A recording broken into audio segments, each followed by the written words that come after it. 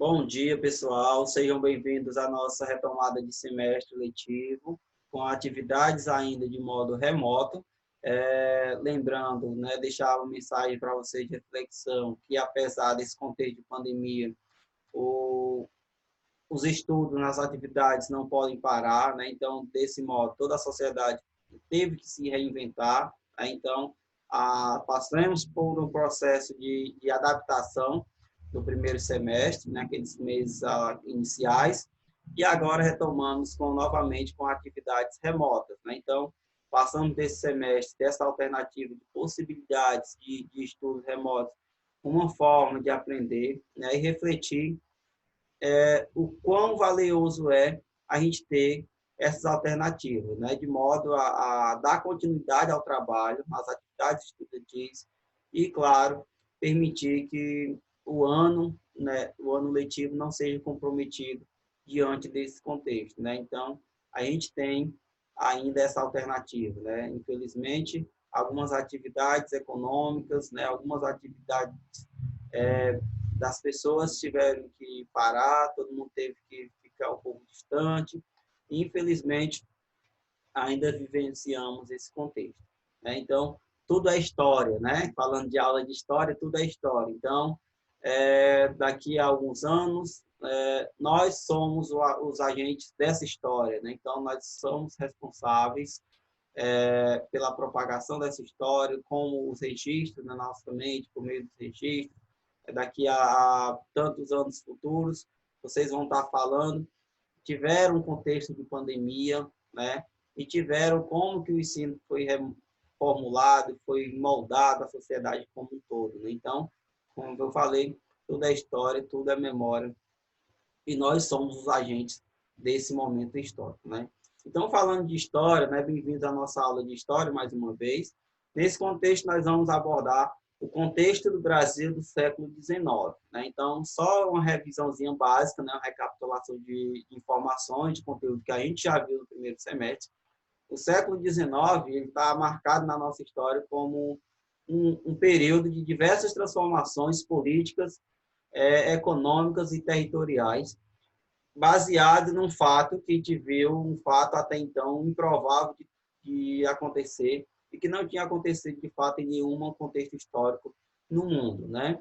Me refiro ao fato da família real portuguesa ter chegado ao Brasil em 1808, né, fugido da ameaça de Napoleão Bonaparte, que tinha se declarado imperador dos franceses, queria derrubar todas as monarquias e dominar todo o território europeu, né? Então, nesse contexto, a família real portuguesa se vê entre Portugal, se vê entre a ameaça de Napoleão e as pressões econômicas da Inglaterra, de qual dependia.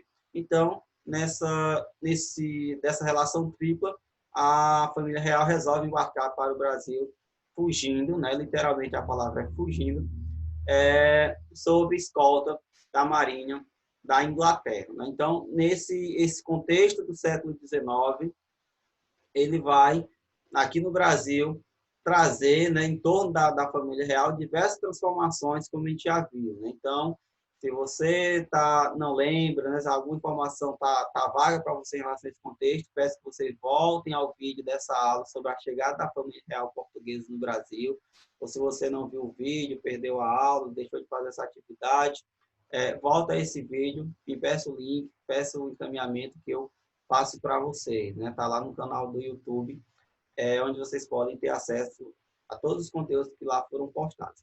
Então, o contexto da família real portuguesa no Brasil, né, depois de diversas transformações, em 1821, chega o fim, né, da permanência de Dom João VI, então príncipe regente de Portugal e do Brasil, né, Dom João VI. Então, ele resolve voltar para Portugal, né? Aliado a diversos fatores, ele resolve voltar. Então, o contexto da independência do Brasil, que é o que a gente vai ver, né? A independência e o primeiro reinado, está influenciado diretamente pela permanência de Dom João VI, né? E, consequentemente, a chegada da família real portuguesa ao Brasil, né? Então, como eu falei, em 1821, Dom João VI pressionado pelas cortes de Portugal, né, o novo governo de Portugal, que tinha sido restabelecido, pede a volta, né, da família real e todo o aparato do Estado que estava no Brasil, né? Então, a volta de Dom João VI é marcada por essa pressão lá das Cortes Gerais Extraordinárias de Portugal, né, que defendia a supremacia de Portugal sobre o território do Brasil e a volta de toda a corte, né? Então, o que significava essa volta? Né? Significava que, voltando para o Portugal, Dom João VI voltava, dava a condição de colônia para o Brasil, né? Então, rompia-se aí todo o período de reino, de reinado de Dom João, a condição de reino do Brasil e de Portugal, unificado em 1815. Então, dessa volta, né, o que é que Dom João VI resolve fazer em 1821? Né? Ele resolve voltar para Portugal, né? Porém, ele abdica do trono brasileiro e deixa ele em favor de seu filho, né, Dom Pedro, futuro imperador do Brasil, que vai se chamar futuramente, aí, depois da independência, Dom Pedro I, né, após sua coroação. Então, Dom Pedro fica como príncipe regente do Brasil em 1821, com a partida de Dom João VI para Portugal, né? É curioso, né? Aí fica uma célebre frase, né, que a história traz, com um dos últimos momentos que Dom João teve com Dom Pedro, né? Onde ele diz: Pedro, se o Brasil se separar de Portugal, antes que seja para ti, que me has de respeitar, do que para algum desses aventureiros. O que é que Dom João quis dizer com essa frase? Ora, se o Brasil vier, né, a tornar-se independente, que seja feita por alguém da família real, ali ele estava garantindo a permanência dos valores da família real portuguesa, né? Então, ele abdicava do trono, mas era um trono que deixava ainda para um herdeiro direto dele. Então, assim, ele garantia a tradição da família real, né? E quando ele se refere a aventureiros, se refere a todos aqueles movimentos de tentativas de ideais que tentaram, em algum momento, até então, tornar algum território do Brasil independente do restante, né? Aqueles motins, aqueles movimentos contra a coroa portuguesa que a gente já viu lá em outros ciclos econômicos do Brasil, como, por exemplo, a Inconfidência Mineira, né? Que é um dos mais eminentes aventureiros, digamos assim, que tentam tornar a região de Minas Gerais independente do restante do país, né? Então, ali ele garantia essa unidade territorial ainda e os valores da família real portuguesa. Ok? Vamos lá. A regência de Dom Pedro I, né? Futuro do imperador do Brasil, Dom Pedro I, que vai de 1821 a 1822. Nossa, período tão curto da história do Brasil? Sim, vamos entender por que esse período tão curto da história, a regência de Dom Pedro I, né? Naquele contexto, havia no Brasil uma predominância de uma elite, né? Uma minoria agrária que participava das decisões políticas administrativas do país, né? Então, as elites brasileiras se sentiam ameaçadas e fundaram um partido brasileiro, né? Ameaça de quê?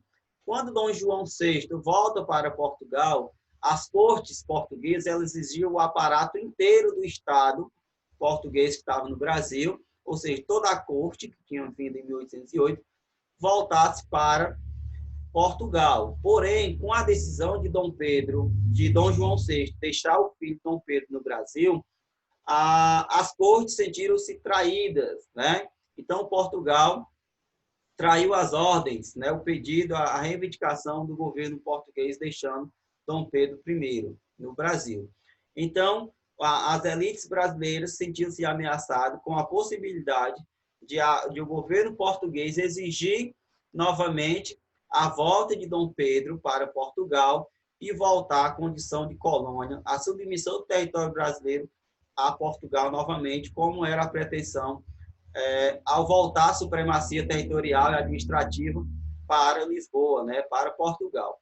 Então, essas elites reunidas em um partido, não nessa estrutura de partido que a gente tem hoje, reuniu um manifesto, um baixo-assinado, como a gente conhece hoje, né, assinaturas de uma parte da população brasileira, onde esse manifesto pedia a permanência de Dom Pedro I no Brasil, né? Então eles pediam que o Dom Pedro não aceitasse o pedido das cortes portuguesas para que ele voltasse a Portugal, assim como fez em 1821 Dom João VI, né? Então esse famoso manifesto está registrado na nossa história brasileira como o famoso Dia do Fico, né? Dia 9 de janeiro de 1822, quando Dom Pedro recebe as assinaturas nesse pedido de permanência, esse apelo das elites brasileiras, para ele não voltar a Portugal, não ceder às pressões das cortes portuguesas, fica aí também registrado como uma célebre frase que ele falou no Palácio, segundo a história do Palácio Imperial no Rio de Janeiro, né? Onde ele diz: como é para o bem de todos e felicidade geral da nação, estou pronto. Diga ao povo que fico, né? Dom Pedro I, em 1822, esse é o famoso Dia do Fico. Dia 9 de janeiro se comemora o Dia do Fico, né? Então, não esqueçam, não é feriado, tá? Então, nesse contexto, as tropas portuguesas, né, que estavam no território brasileiro, principalmente no Rio de Janeiro, pressionando ali, já estava uma relação divergente entre os interesses de Portugal e os interesses do Brasil, elas são obrigadas a deixarem o Rio de Janeiro, né, então elas estão expulsas do Rio de Janeiro, e Dom Pedro I começa uma organização administrativa formados por brasileiros, né? Aí representado principalmente pelo José Bonifácio, né? Não esqueçam desse nome, né? Na história brasileira, José Bonifácio, como a história traz, o pai da independência, né? O patriarca da independência, é essa figura que, junto com Dom Pedro I, né? No entorno da família real, vai ajeitando ali os rumos da política brasileira, né? No entorno da independência. Com isso, depois dessa reorganização do gabinete administrativo formado por brasileiros, Dom Pedro convoca uma Assembleia Constituinte, né? Onde o resultado dessa convocação é o aumento dos conflitos de interesse entre Brasil e Portugal, né? Então, Portugal aí exigia cada vez mais o rompimento, né? A renúncia de Dom Pedro, que ele voltasse para Portugal, porém já tinha abraçado a causa da independência, né, como a gente viu lá na frase, né, de Dom João VI em 1821, né? Por que ele abraça a causa da independência com o Dia do Fico?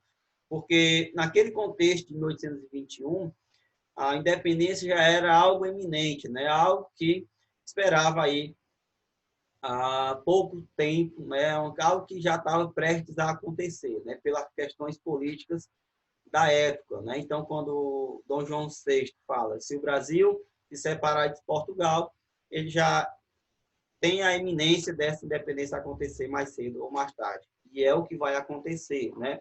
Desse conflito de interesse entre Brasil e Portugal, vai acontecer a nossa independência em 1822, né?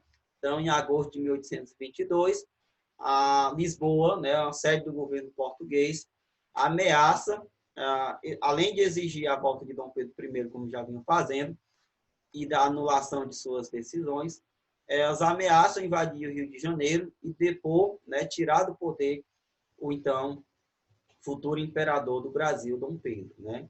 Então, aí voltaria novamente naquela condição de colônia o território brasileiro a submissão em relação a Portugal, né? Então, no dia 7 de setembro, agora sim, é um feriado, né?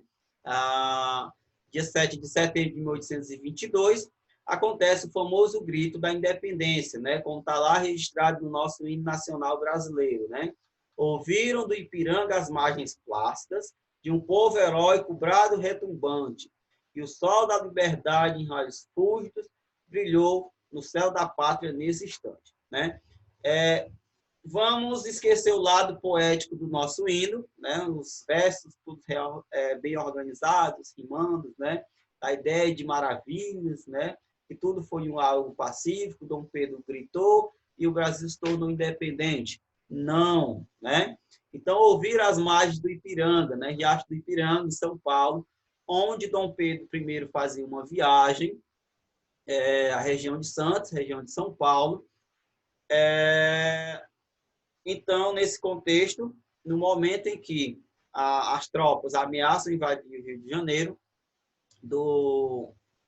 e depor, né, o imperador, José Bonifácio, articulado com Imperatriz Leopoldina, elas vão, segundo a história, fazer a emancipação do território brasileiro, né? Então, é enviado um comunicado a Dom Pedro I, um mensageiro, né, da corte, leva a mensagem do Rio de Janeiro para São Paulo, contextualizando o cenário político que está acontecendo, né, que é a ameaça das cortes portuguesas em relação ao Rio de Janeiro, em relação ao futuro imperador. Então, nesse momento, quando Dom Pedro recebe, né, o manifesto, né, recebe o comunicado, ele proclama a independência do Brasil, né? Aí sim, as margens do Riacho do Ipiranga, ele faz aquela famosa frase, né, independência ou morte, né? Declarando assim a ruptura com Portugal. Beleza? Vamos lá. A independência, né? Independência segundo o nosso dicionário, né? O que significa independência? Substantivo feminino, um estado de uma condição do caráter de quem goza, de quem, né, ou o que goza de autonomia, de liberdade com relação a alguém ou algo, né? Um caráter daquilo ou daquele que não se deixa influenciar, que é imparcial, vem de imparcialidade, né? Então, segundo a independência, o nosso dicionário de independência é esse, alguém que tem autonomia por si só. Será que o nosso Brasil, em 1822, lá no dia 7 de setembro, conseguiu realmente sua independência? E aí, segundo o dicionário, segundo o contexto político, né? Em 1822, né, no dia 12 de outubro, acontece a coroação de Dom Pedro, né? Então, Dom Pedro é coroado, agora sim, né, como Dom Pedro I. Porém, a independência, né, como traz lá no dicionário, ela não acontece de fato, né? O Brasil não ganha a sua autonomia. O processo de independência, ele não se encerra, né, no dia 7 de setembro, às margens do Riacho do Ipiranga. É um processo longo de consolidação dessa independência, que envolve conflitos de interesse, né, conflitos armados, mortes e muito endividamento do território brasileiro, né? Então, Dom Pedro I ele tem que lidar com a resistência das tropas portuguesas que estão no território brasileiro, né? Principalmente a resistência do Nordeste, na Bahia, principalmente. E há alguns privilégios, lembrem-se, né, que a participação da elite agrária, da aristocracia brasileira, ela tem o objetivo de consolidar e continuar com os seus interesses, né? Então, alguns interesses, algumas heranças históricas do Brasil colônia ainda continuavam mantidas, né? E detalhe, a nossa independência foi independência apenas, digamos, política, né? Apenas territorial, porque quem fez a independência? Dom Pedro I. Dom Pedro I traz que traços de heranças culturais, né, de Dom João VI. Então, digamos, apenas passou de pai para filho a administração do território. Então, os valores, a cultura portuguesa continuou prevalecendo no território brasileiro. Então, a escravidão, né, continuou, né, até porque a elite agrária era dependente dessa mão de obra escrava. Privilégios aristocráticos dos ingleses, né? Nesse contexto, a Inglaterra é o maior beneficiado da independência no Brasil, assim como já vinha sendo lá desde a fuga da família real, com a abertura dos portos, né? Com a comercialização essa exclusividade de comercialização de produtos e relações comerciais com o Brasil. Como eu coloco aqui, né? Independência, sim, mudanças ficam para depois. Então, apesar do Brasil ter consolidado, conseguido, né, essa independência, esses privilégios que, de fato, refletiam mudanças econômicas, sociais na estrutura do país, elas não aconteceram, né? O Brasil estava independente de Portugal, mas dependia de uma escravidão que subjugava as pessoas ao trabalho escravo, né? Toda essa questão histórica na formação do território brasileiro. Então, como eu falo aqui, né, que a participação da elite agrária e burocrática no processo de independência não permitiu mudanças profundas na economia nem na sociedade brasileira, justamente por essa permanência, essa continuação desses privilégios dessa camada minoritária da população brasileira e detentora dos maiores porções de terra, né, dos meios de produção ainda do país agrário, né? Então, como eu falei lá no início, né, quando eu falo da ida de Dom João VI para Portugal, né, quando ele deixa Dom Pedro, ele assegura a unidade territorial, né, política e administrativa do país, é justamente isso aqui, né? Observe nesse mapa. Aqui nós temos o Brasil, observe o tamanho do Brasil em relação aos nossos vizinhos sul-americanos, né? Então, observe, qual o contexto histórico está refletido essa diferença de território em relação ao Brasil e em relação aos outros países da América Latina, né? Está justamente quando Dom João VI e Dom Pedro I, ao assumir o poder, eles asseguram essa unidade territorial do Brasil, né? Porque, voltando aí para os nossos vizinhos sul-americanos, houve, né, lá no projeto inicial de independência da América, havia-se o projeto de construir um império americano, né? E a resolução disso é que foi um processo que fracassou e o território americano acabou se fragmentando em pequenas porções territoriais, conseguindo aí posteriormente suas independências, se tornando esses países pequenos territorialmente falando, né? Então, no Brasil não aconteceu, apesar das tentativas, que a gente já vai pular para lá, não houve essa fragmentação territorial brasileira, né? Então, voltando ao contexto da independência, quando eu falei que a Inglaterra continua sendo, né, essa maior beneficiada da questão da independência, reflete-se justamente aqui, ó, porque o Brasil, que nascia falido, né, em 1822, a independência, o Brasil era um país falido, recorria sempre a empréstimos para a Inglaterra, né, para pagar indenizações. O Brasil teve que pagar indenizações para Portugal em troca do reconhecimento da sua independência, né, e bancar o exército para lutar contra as tropas portuguesas. Então, o Brasil, que nascia falido, tinha tudo para dar errado, mas, porém, deu certo, né? Que é o que trata Laurentino Gomes nesse livro, né? Ver se vocês conseguem observar, assim, né? 1822, né? Que é que ele diz aqui? Como um homem sábio, uma princesa triste e um escocês louco por dinheiro ajudaram Dom Pedro a criar o Brasil, um país que tinha tudo para dar errado e, no entanto, deu certo, né? Deu certo por quê? Porque nas condições administrativas, políticas e territoriais da época, o Brasil tinha tudo para se tornar um território fragmentado e não ter conseguido seu projeto de independência como um território autônomo, né? Porém, deu certo, né? Aliado a diversos fatores, né? Tinha tudo para dar errado, né? Uma elite agrária, pouca população dominava esses meios, uma população onde a maioria era analfabetos, negros, né? Pessoas subjugadas da sociedade. Então, aos olhos do contexto, como eu falei, da época, o Brasil deu certo, né? Está dando certo, né? Digamos assim. Então, vamos lá.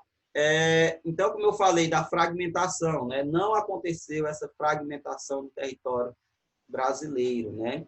Então, passado aí o contexto do grito da independência, né? Inicia-se, a partir de outubro de 1822, inicia-se o primeiro reinado, né? O primeiro reinado que é governado por Dom Pedro I, essa figura ilustre que vocês estão observando. Então, a partir daí, Dom Pedro começa o processo de consolidação da independência do Brasil, né? de tornar o território autônomo de fato, né? Então, como eu falei lá, inicia-se o arranjo político, né? Elaborado pelas elites. As elites sempre vão estar nesse contexto histórico das decisões políticas e administrativas do país. A resistência à independência no norte e no nordeste, como eu falei, né? As tropas portuguesas, elas vão gradativamente sendo expulsas, né, no processo sangrento mesmo de luta, sendo expulsas do território do Brasil. Uma curiosidade, na Bahia, eles comemoram a independência no dia 2 de julho de 1823, né? Praticamente um ano depois, porque foi nesse dia que aconteceu, de fato, a saída, a retirada das tropas portuguesas do Nordeste, né? Da Bahia, especificamente. Então, observe, né? Aí quase um ano de resistência portuguesa no Brasil. Então, é um fato curioso da nossa história, que eles lá comemoram uma independência quase um ano depois.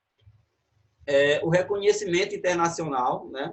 A independência, ela passou por essa necessidade de outros países reconhecer o território como um território autônomo. O primeiro é os Estados Unidos, aliado a diversos fatores, né? Interesses econômicos, território do Brasil.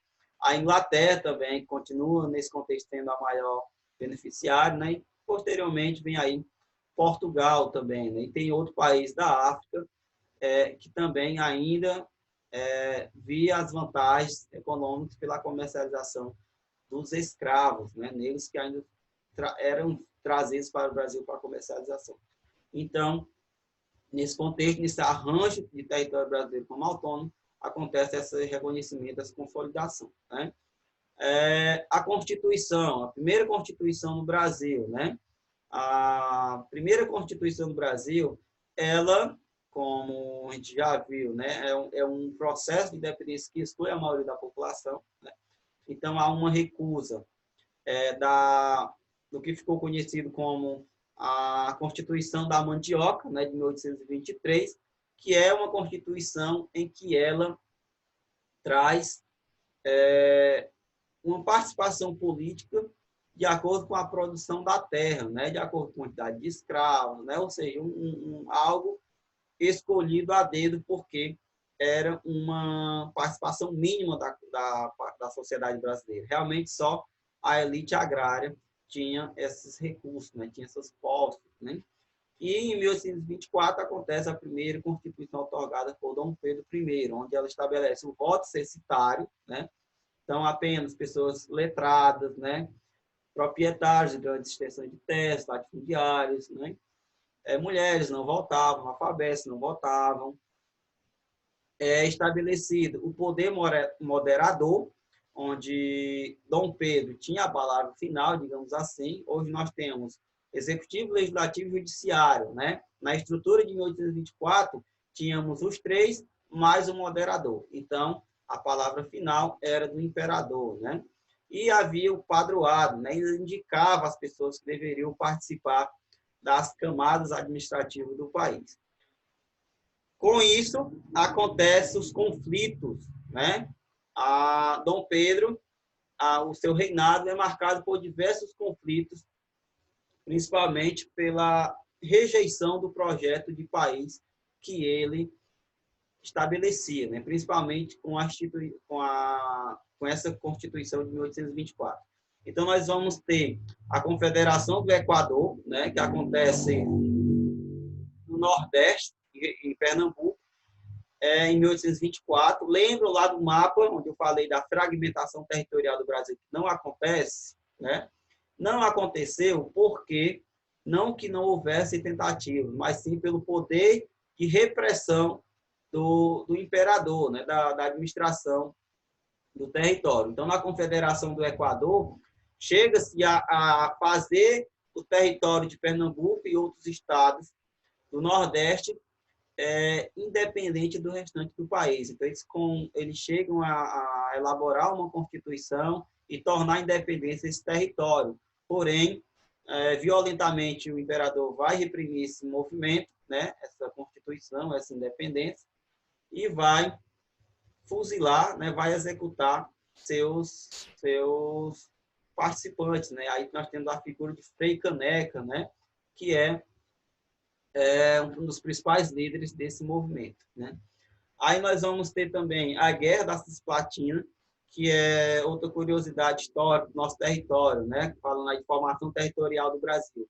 O território hoje, onde é o Uruguai, já pertencia ao Brasil, né? Esse território foi perdido na Guerra da Cisplatina, onde o governo brasileiro perdeu e esse território tornou-se independente, formando o país, né, o território onde é o atual Uruguai.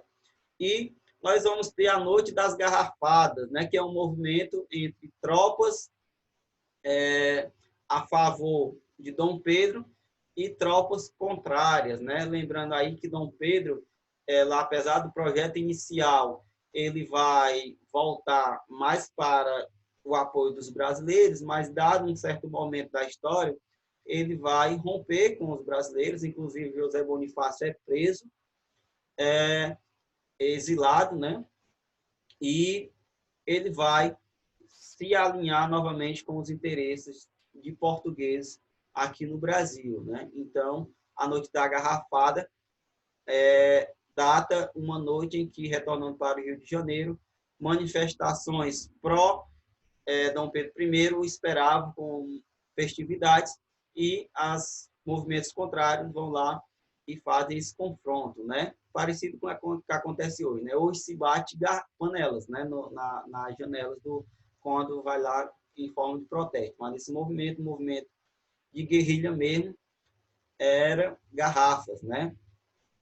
Com tudo isso, essa insatisfação com a administração, com o projeto proposto para o país, Dom Pedro vai sofrer a sua crise, né? Então, a satisfação com o autoritarismo, né? Nos conflitos entre o partido português e brasileiro, como eu falei, que é marcado pelas a Noite das Garrafadas, a balança comercial, né, em déficit, né? O Brasil comprava mais do que exportava, né? Então, tudo que, principalmente na Inglaterra, tudo que produzia da Inglaterra era chegado para cá e o Brasil comprava, e as exportações não davam conta de suprir essa diferença, e com isso levava o aumento da dívida externa em relação à Inglaterra, né? Esse contexto político de crise, de insatisfação, leva a Dom Pedro I a abdicar do trono em 1831. Né? Então, ele resolve sair do governo, né? Volta para Portugal e deixa o governo brasileiro novamente. Observe, tudo é uma questão de heranças, né? De governo. Então, observe que quando ele vai embora, em 1831, quando ele resolve abdicar do trono, ele deixa o governo brasileiro em favor de seu filho, né? Pedro de Alcântara, que vai ser futuro Dom Pedro II, né? Que aí continua a história do segundo reinado, né? Precedido de um período regencial, que é o que a gente vai dar continuidade na próxima aula, certo? Então, eu deixo para vocês essa fundamentação histórica do nosso contexto da proclamação da República até o primeiro reinado. Voltem esse vídeo quantas vezes preciso for. Voltem ao livro didático de vocês. Esse conteúdo está fundamentado no livro de vocês, certo? Para vocês fazerem a atividade proposta que eu encaminho para vocês. Então, gente, é isso. Façam bons estudos e tenham um bom dia. Boa retomada de semestre. Qualquer dúvida, fica à disposição. Beleza?